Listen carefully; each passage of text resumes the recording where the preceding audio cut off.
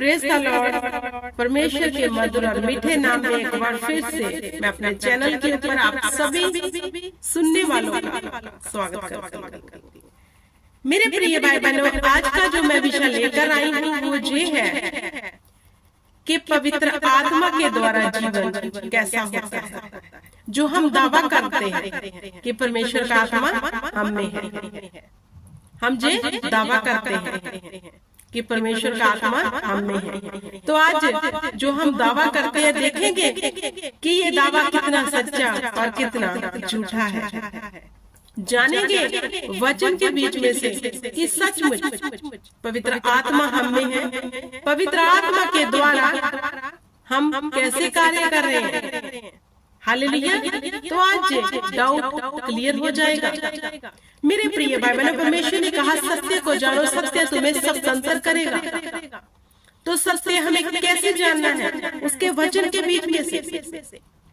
हम दावे तो बड़े बड़े करते हैं, हमारे पास परमेश्वर का आत्मा है, हम दावा करते हैं। हमारे जीवन में कभी कोई घटना ना होगी, हम दावा करते हैं। लेकिन ये दावे कितने सच्चे और कितने झूठे डिपेंड करता है आपके जीवन के ऊपर, आपकी लाइफ के ऊपर, आपके स्वभाव के ऊपर, आपके कामों के ऊपर। इस वचन के अनुसार कैसे हैं हम जानेंगे। वचनों के बीच में से रोमियो की बुक उसका 8 अध्याय, इसकी जो हेडलाइन है वो है पवित्र आत्मा के द्वारा जीवन। जो हम दावा करते हैं कि हम पवित्र आत्मा के द्वारा चलाए चलते हैं, हमारे अंदर पवित्र आत्मा।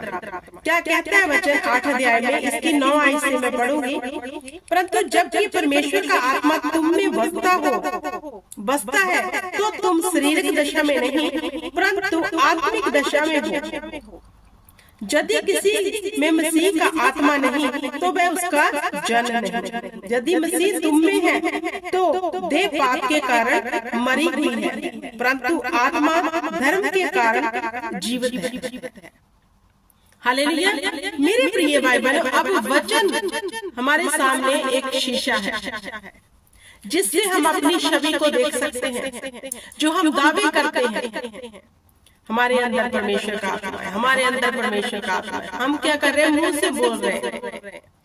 अब ये वचन जो हमारा आईना है, जो शीशा है, ये हमें दिखाता है कि क्या है हम, कैसा है हमारा जीवन।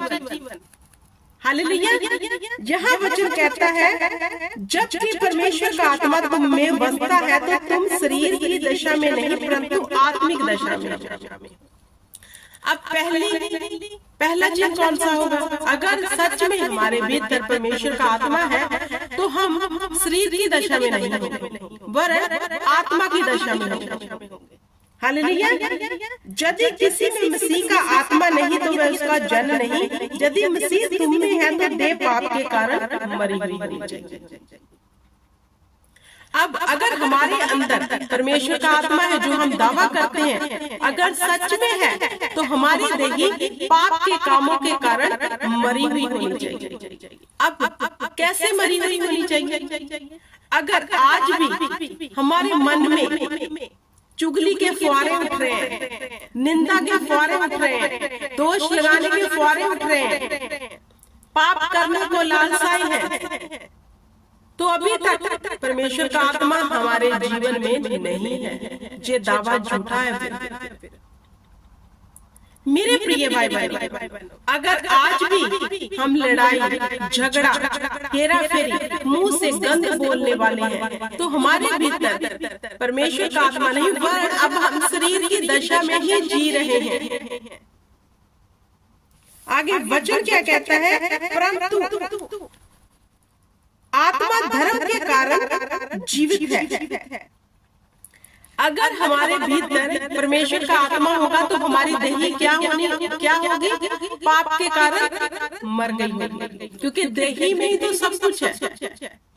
प्रभु यीशु मसीह ने कहा सबसे अधिक अपने मन की चौकसी करके जीवन का मूल स्रोत इसी से निकलता है। बुरे विचार, पर स्त्री गमन, लोभ, अहंकार, गंदा बोलना, गंदा देखना, गंदा सोचना, कहाँ से है? शरीर के काम है ना। अगर ये सारे काम हमारे भीतर भरे हैं तो हमारे भीतर परमेश्वर की आत्मा के काम नहीं है। अगर हमने इन कामों के ऊपर जो वैर के हैं, विरोध के हैं, चुगली के हैं, निंदा के काबू पा लिया है,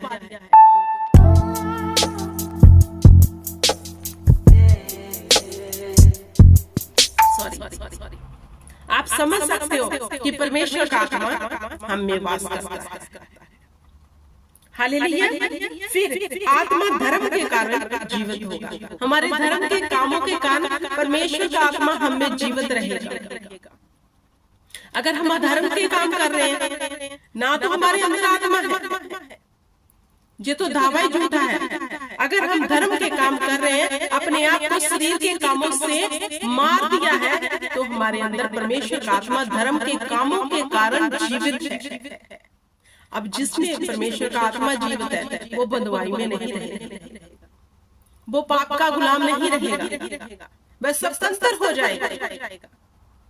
आगे वचन क्या कहता है? यदि उसी का आत्मा जिसने यीशु को मरे हुओं में से जिलाया तुम में वसा है, तो जिसने मसीह के मरे हुओं को जिलाया वह तुम्हारी नश्वर देह को अपने आत्मा के द्वारा जो तुम में बसा हुआ है जिलाएगा।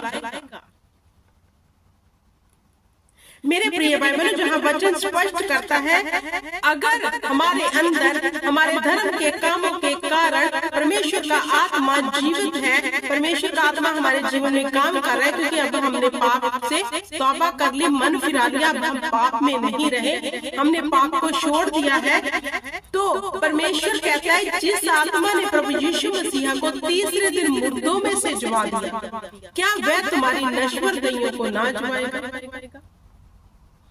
मैं आपको एक बात बताती हूँ, अगर आप दावा करते हो कि आपके भीतर पवित्र आत्मा और आपने पाप छोड़ दिया है, आपने बुरे काम छोड़ दिया, गाली निकालना छोड़ दिया है, बुरा देखना छोड़ दिया है, तो मेरे प्रिय भाई बहनों, आप जल्द एक बड़ी गवाही के साथ खड़े होंगे।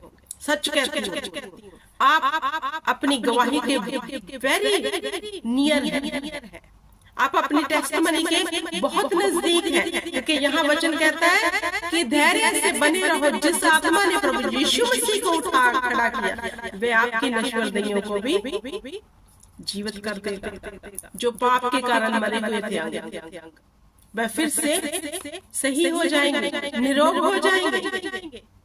आगे वचन क्या कहता है? इसलिए हे भाइयों, हम शरीर के कर्जदार नहीं कि शरीर के अनुसार दिन काटे। अगर हमारे भीतर परमेश्वर का आत्मा है तो हम शरीर के कर्जदार नहीं कि शरीर के अनुसार दिन काटे। शरीर कहता है प्रार्थना मत कर क्योंकि मैं थका हुआ हूँ। अब देखना है हम शरीर को लिसन कर रहे हैं या फिर परमेश्वर की आत्मा की बात। अगर हम शरीर के अनुसार दिन काट रहे हैं तो शरीर की कटनी काटेंगे। अब शरीर कह रहा है थोड़ी देर तो टीवी देख ले, मूवी देख ले, कुछ नहीं होता, लेकिन आत्मा कह रहा है नहीं, बुरा मत देख, वो मत देख जो बाइबल के अनुसार नहीं। अब शरीर कह रहा है दो चार बातें कर ले अपने फ्रेंड से, दो चार इधर उधर की बातें कर ले, कोई फर्क नहीं पड़ता। लेकिन परमेश्वर कहता है, परमेश्वर का वचन कहता है जहाँ बहुत सी बातें होती है वहाँ पाप होता है। तो बहुत सी बातें करने में भी हमें चौकस रहना है। अगर शरीर हम पर हावी है तो बहुत बोलने वाले होंगे, गंदा बोलने वाले होंगे, चुगली करने वाले होंगे, दोष लगाने वाले होंगे, ढा करने वाले होंगे, वो हर चीज हम में पाई जाएगी। अगर आत्मा के अनुसार चल रहे होंगे तो शरीर के कामों पे काबू पा लिया होगा। जहाँ दो जन बैठ के बातें कर रहे हैं, किसी की चुगली कर रहे हैं, मुझे वहाँ नहीं जाना, क्योंकि परमेश्वर का आत्मा मुझे अलाउ नहीं कर। परमेश्वर की आत्मा के अनुसार चलने के फायदे ही फायदे। जिस दिन आपने अपने शरीर के ऊपर फतेह पाली और परमेश्वर की आत्मा के अनुसार चलने लग गए, आपको इतना लाभ होगा कि आपकी आशीषें बंद नहीं होगी कभी भी। परमेश्वर ने कहा जो मुझ में बना रहता है, मेरी आज्ञाओं में बना रहता है, फिर जो चाहे वह मानो उसके लिए हो जाएगा। आगे वचन कहता है क्योंकि यदि तुम शरीर के अनुसार दिन काटोगे तो मरोगे, यदि आत्मा से देह की क्रिया को मारोगे तो जीवित रहोगे। हालेलुया। जीवित कैसे रहना है? शरीर की क्रियाओं को मार, जो हमें परमेश्वर की आत्मा से मेल मिलाप नहीं करने देता। शरीर ही है जो हमें आत्मा से मेल मिलाप नहीं करने देता। यही हमारा शरीर ही आड़े आता है ना हर चीज में। जिसने इस पे काबू पा लिया, इसको कंट्रोल कर लिया, मैं परमेश्वर की इस दिशा में शामिल हो गया। आई होप मेरे प्रिय भाई बहनों कि आपको समझ आ गया होगा ये वचन। मैं उम्मीद करती हूँ कि खुदा आपको बुद्धि, ज्ञान और समझ दे, ताकि आप शरीर के अनुसार नहीं वरन आत्मा के अनुसार अपने जीवन को व्यतीत करो। Praise the Lord, God bless you. जय